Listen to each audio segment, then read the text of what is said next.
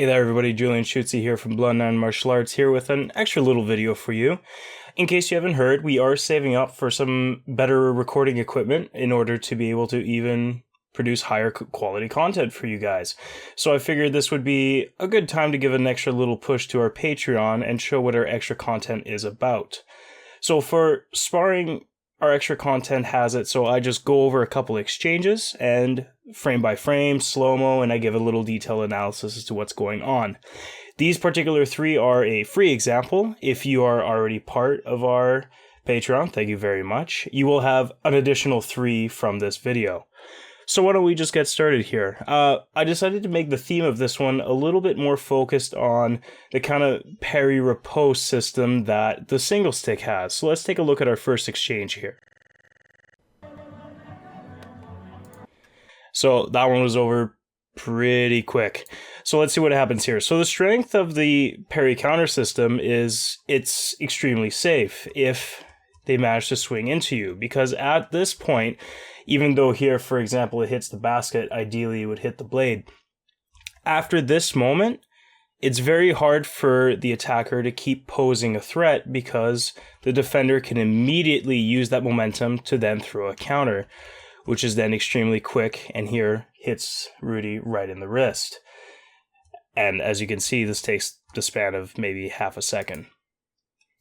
It's very quick and very efficient.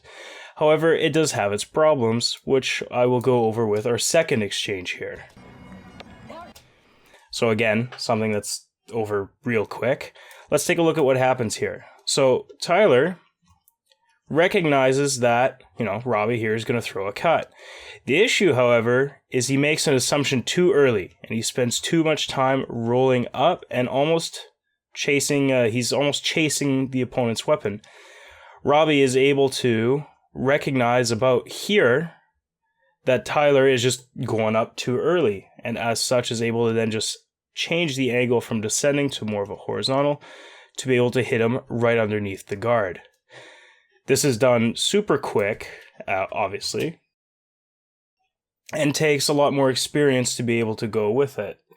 So really the key to making the parry riposte work in these particular cases, obviously there is so much more to it. This is a several minute analysis. I could go on for hours about it. Is you need to make sure you have the right distancing between you and your opponent. Look at this quick little shuffle. Tyler brings his feet too close together, which means he's not able to create the appropriate distance to be able then to additionally defend himself in case the opponent does change their angle halfway through. If I go back to the original here, you can actually see something interesting that Don here does, is he actually provokes the attack. Rudy here is sitting in kind of a shoulder guard, and Don snaps out to this position in a very aggressive drive forward, which then makes Rudy throw his strike because he's looking for a shot here, right? He's posturing up. So then he baits his opponent to throw a quick strike and then is able to quickly throw his counter. So that's kind of a way you can use the parry riposte in a very offensive style as opposed to overly defensive, which if you rely on it too defensively, your opponent can work around it if your footwork isn't quite up to snuff and not really able to, move around as necessary. Anyway, I hope you found this mildly interesting. As I mentioned before to our current patrons, I do have an additional 3 exchanges up for you to be able to take a look at. And yeah, if you're interested in more stuff like this, you can check out our Patreon. We have extended content for every single one of our regular episodes. So if you subscribe now, you'll have access to every single one that we've done so far. So that's actually quite a catalog at this point. Thank you, and I hope you all have a good day.